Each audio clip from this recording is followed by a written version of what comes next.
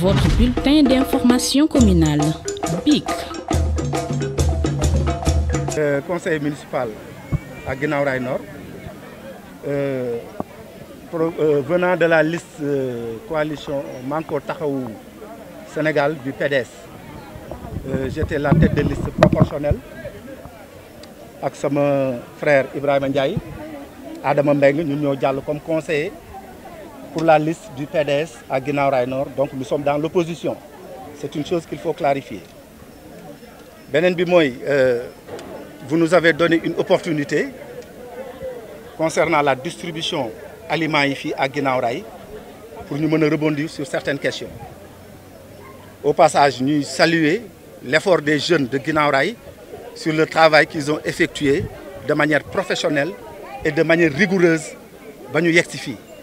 Donc Guinaw Rails tey les yeux fermés mën na def une distribution bu mucc ayib grâce à des jeunes comme Ale, comme Papa, comme Djibi Diatta et j'en passe. Les bàjjenu gox aussi ñoom laa lee mention spéciale sama jigéen béyee tamit fàttewuma ko ci travail bi. Donc à Guinaw Rails aujourd'hui il y a benn tollé bu fi am coow lu bari et qui n'honore pas notre commune. J'avoue que Guinaw Rails ne mérite pas ça. Parce que tey jii au moment où toutes les communes du Sénégal pensent à leur propre développement, nous sommes dans des débats stériles. C'est-à-dire yoo xam ne mënuñu jural dara. Alors que boo ko analyser de fond en comble, l'intérêt majeur c'est l'intérêt des populations de Guinaw Rails. Nit ñi dara soxalu leen lu dul askan bi. À commencer par man ak ñi nga xam ne ñoo taxaw ku mel ni Juma di un acteur de développement waranka gère les conseils municipaux qui sont là, qui sont imbus des valeurs pour que Guinaw Rails se développe. Aujourd'hui, Guinaw Rails dafa war a tegu dans les rampes du développement. Ci naka de manière structurelle ñu changer le visage de Guinaw Rails. Xar kanamu Guinaw Rails dafa war a soppeeku sur tous les plans. La commune, effectivement, ñun en tant que des conseillers municipaux, ci biir sphère bi Pape Ndiamé Dieng le maire ñun mayuñu ko dara. C'est pas quelqu'un qui fait tout ce qu'il veut dans ce conseil municipal parce que ay iñaar nekkuñu fa ñu jàng ñu am xam-xam ñu pratiquer conseil municipal pendant des années ñoo fa nekk ak moom suñ ko seetaanoon muy bu ñu gisoon muy def lu dul yoon man wala Ibrahima Ndiaye ñooy njëkk a téye ci loxo bi wiccax ko mais tout se passe dans les règles de l'art. Il s'est trouvé que nag conseil municipal dafa am lu mu war a mën a wax ak lu mu mënul wax ci mbedd mi. Parce que aussi ku bëgg la bonne information nga nekk conseil municipal da ngay dem fi conseil bi siégé foofu dañ fay waxtaan ba géex sur tous les plans après délibérer man yàlla dogal na je fais partie des conseillers municipaux yi nga xam ne man musuma tardé benn conseil municipal. Parce que je suis la chose à la lettre, ça m'intéresse au premier plan moo tax activité bu ma am bu conseil municipal jotee naa ko bàyyi dem fekkee ji. Il s'est trouvé que Guinaw Rails ñun ñoo am ay poches yu ñu APIX bàyyil. Il est vrai que conseil municipal bi avec le maire am na foo xam ne dañ fa nelaw parce que ba APIX demee lañ waroon profito jël suñuy terre affecté ko commune bi mais temps bu gàtt bi ñu toog ndekete am na ay fossoyeurs des personnes mal intentionnées yu dëkk ci quartier bi yu dem aliéné suuf soosu ba tey moo indi coow li mais il s'est trouvé que ñun woo nañ conseil municipal bi avec responsabilité ne le maire jox nañ le mandat de sécuriser toutes les poches yi nga xam ne APIX moo ko fi bàyyi. Ça c'est nous qui l'avons dit, il faut l'assumer.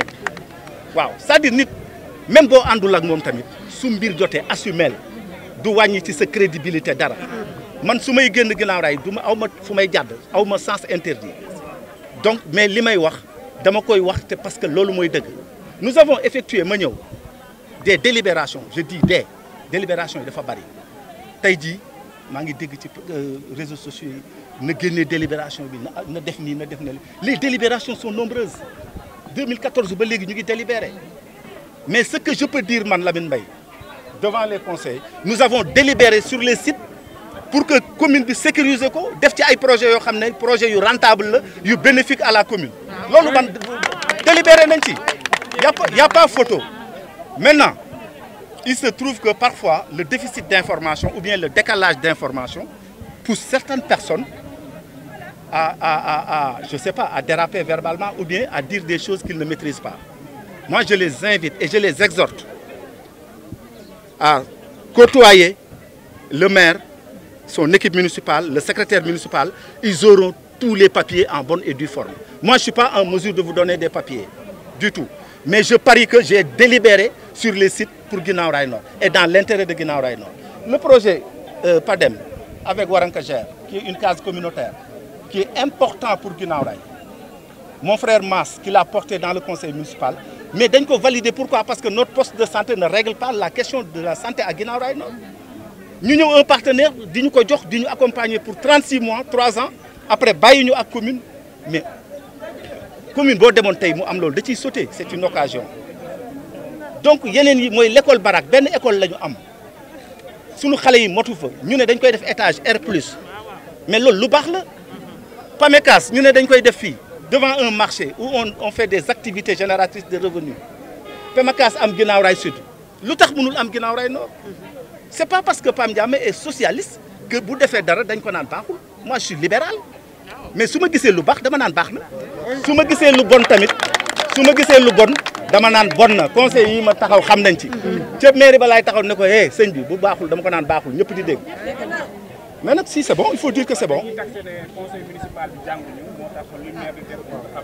Non, la réponse, je vous coupe, la réponse man la. Man jàng naa wala jàngul. Je suis conseiller municipal. Et il y en a d'autres. Ibrahima Ndiaye est là. Mais c'est un universitaire, un étudiant. Moi j'ai un master. Je suis un conseiller municipal. Donc je suis le responsable du PDS. Je suis le comité directeur du Parti démocratique sénégalais. Je ne suis pas un cancre, je suis un cadre. Et Pam Diamé ne peut pas me rouler sur la farine. Parce que tout n'est pas non. Et Pam Diamé, je ne veux pas Guinaw Rail Nord. Li mu mébét ci Guinaw Rail non naal ko ci loolu bu rafetee nañ na rafet na. Voilà, merci. maa ngi dégg terme jaay nañ def ndànk. Maire amul sañ-sañu jaay. Maire amul sañ-sañu jaay parcelle lu suuf bu mu donul ci maamam. Ñun conseil municipal yi taxaw joxuñu ko mandat pour mu jaay suuf. Kon loolu su amee man dama naan wax bu wérul la. Ils n'ont qu'à apporter la preuve de leur allégation. Mon cher, Guinaw Rail, je marche les yeux fermés. Les 12 quartiers, quand je veux et comme je veux. Parce que je suis quitte avec ma conscience. Je suis dans une commune, PDS, je suis incarné jusqu'à présent. Le conseil, je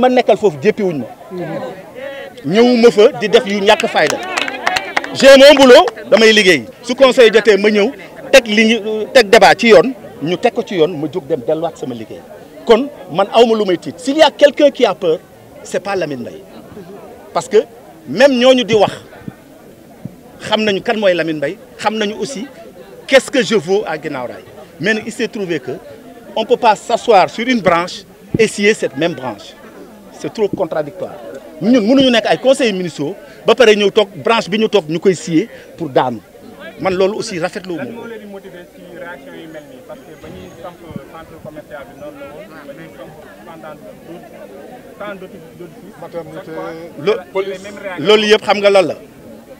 mon frère l'a dit tout de suite. J'ai l'impression que Guinaw Rail refuse de se développer. C'est-à-dire les gens de Guinaw Rail refusent le développement. On dirait qu'on est allergique au développement. Alors qu'aujourd'hui, le développement doit être un catalyseur, doit être un moteur de régulation. Mais aussi doit être une aubaine pour la jeunesse. Parce que nous avons une jeunesse très crédible, ça il faut le dire. Nous avons des cadres, des intellectuels, nous avons une ressource humaine de qualité. Je dis de manière globale. Mais cette ressource humaine-là n'est pas utilisée à bon escient. Parce qu'il fallait que toute cette manne-là, cette réflexion, ce cerveau, nous toque autour d'une table. L'édile de la commune, Pam Diamé Dieng, Momoul Mairie, ces jeunes-là, il faut qu'ils viennent vers la commune, poser les véritables problèmes pour qu'on trouve ensemble les véritables solutions. Parce que nous, notre mandat va se terminer dans 5 ou 6 mois. Et ce qu'on souhaite, moi, avoir un bilan positif pour les populations de Guinaw Rail. Sinon, si les jeunes ne viennent pas, demain, ils ne seront pas comptables de ce bilan. Donc, mais nous assumons en tant que conseil municipal ce bilan parce que nous, nous, la population, c'est nous qui déroulons.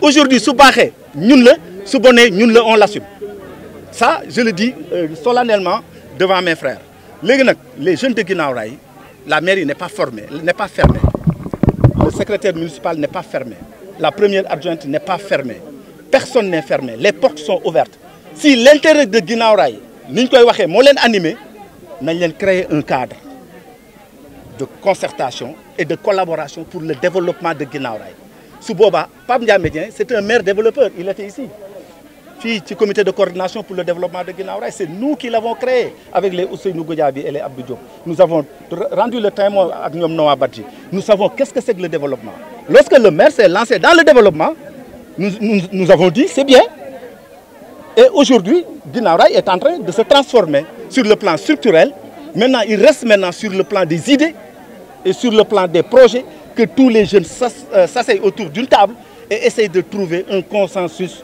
communal parce que c'est ça qui peut sauver Guinaw Rail mais pas cette polémique stérile et qui nous rend ridicule dans le département télé boo ubbi Guinaw Rail Pape Ndiamé Dieng le conseiller nangam Lamine non c'est pas bon oui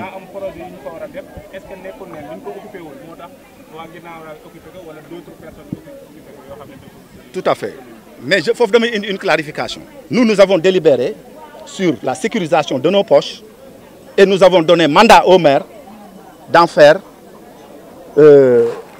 usage pour l'intérêt de Guinaw Rail waaw damay joxe benn xibaar ci olof maanaam benn misaal nit ki tey mën nga ko délibérer le maire un exemple maire délibérer nañ la pour nga jënd fourniture de bureau service bureau cabinet du maire mais ñun buñ ci délibéré ba pare est-ce que ñun ñooy ñëwaat ne maire demal jëli fournisseur bële tudd Juma demal jëli fournisseur bële tudd Adama pour mu honorer marché boobu non je suis désolé ñun suñu délibéré ba pare ñun suñu pouvoir la ñoo ko moom beneen pouvoir la ñu am mooy le pouvoir de contrôle citoyen sur l'acte qu'on a délibéré mais nag sur le choix des personnes qui doivent exécuter ça aussi le maire il est élu pour ça il a son bureau municipal il a ses conseillers techniques donc dina leen woo ne leen man kat gars yi jox nañ ma mandat pour que site yi ma utiliser ko pour l'intérêt de Guinaw Rail donc est-ce que man léegi kii laa ko war a jox wala kële laa ko war a jox waxtaan ci ak ñooñu mais dootul ñun ñooy ñëw naan ko boo ko bëggee jox Samba il faut nga ñëw ñu délibérer ne Samba nga koy jox kooku c'est méconnaître l'acte 3 de la décentralisation le maire dafa am un pouvoir discrétionnaire ñun su fekkee ne délibéré nañu loolu mooy suñu pouvoir beneen pouvoir bi mooy le contrôle citoyen li nga xam ne da nga ko délibéré nga koy saytu di ko topp ndax mu ngi ko nga xool li mu ciy def. C'était le vote du budget bu 2020 donc bi ñu ñëwee aussi on a eu l'intelligence et le pragmatisme de faire une pierre deux coups non seulement defuñu adoption rek et vote du budget mais dañu dugal divers c'était pour sécuriser les poches li nga xam ne ñoo am fii Guinaw Rail te ñu yëg ne ay doomu Guinaw Rail très mal intentionnés ñu ngi doon activer ay leviers pour effectivement suuf soosu rëcc ci loxoy Guinaw Rail ñu ne balaa mu comme am nañu rumeur boobu nañ leen def une pierre deux coups nous avons fait une délibération package c'est-à-dire nous n'avons pas délibéré sur une seule question nous avons délibéré sur plusieurs questions mooy li ma fi wax école Barak PAMECAS case de santé communautaire maison islamique donc c'était pour permettre aussi d'aller très vite parce que nous sommes soumis à un facteur temps waaw parce que dañu am problème mu timing donc ñun aussi bi ñuy def loolu defuñu ko woon ngir njublang wala mais dañ ne pour nga gën a efficace mooy am nga occasion mën nga tey régler problème yu bari moo gën ngay woote chaque mois chaque 3 mois conseil yi finalement du ñu ñëw wala dañuy sonn ak pandémie bi ñu toll aussi les gens dañuy ñëw avec des risques fii ñu taxaw nii on sait que la contamination communautaire maanaam yi nga xam ne xamuñu fu ñu ko jëlee fii ñu toog nii est-ce que kenn amu ko ci na ma yàlla baal ñaanuma ko mais kon loolu aussi pour éviter rencontre yu bari moom moo tax ñu ne dañuy def package délibéré sur un certain nombre de questions yoo xam ne dafay interpeller Guinaw Rail et vraiment on l'a pas regretté et man je l'assume waaw. waaw.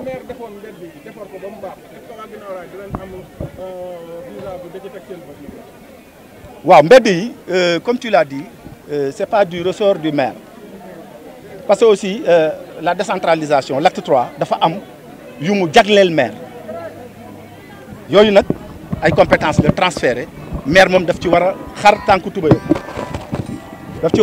tubéyam te man ci li ma constaté avec le soutien de l'État ak jàppale état bi am maire mu ciy def ay jéego parce que nañ waxante dëgg ginnaaw raay am na tuuti changement nous avons une gare routière nous avons un centre commercial c'est vrai APIX moo ñu ko jox APIX c'est l'État la commune c'est une ramification état la ci ayam la tombeel wërsëgam la parce que ñeneen jaar nañ fii Gelaajo jaar na fii Mamadou Ba jaar na fii Ndiaga Seck jaar na fii mais Descos dafa ñëw. Descos dafa ñëw waaw arrêté li nga xamante ni moom moo di liggéey bi ndax loolu mënu la ko firndeel.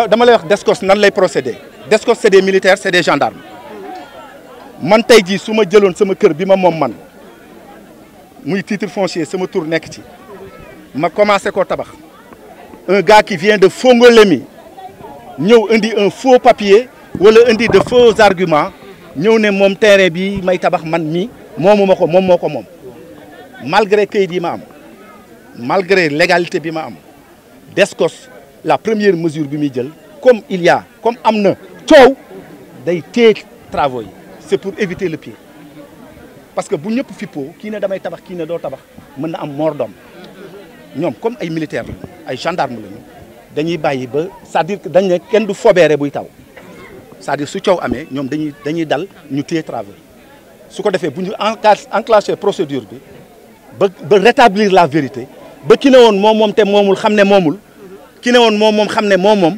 ñu ne ko dawalal c'est comme ça que ça se passe looloo tax Descos arrêté ko boo demee Mamélia tabax yooyu ñuy tabax c'est la même chose bi Descos ñëwee daf ko arrêté malgré que waa ji il a brandi des papiers yu leer nañ mais daf ko ne ak say papiers tegal ci suuf merci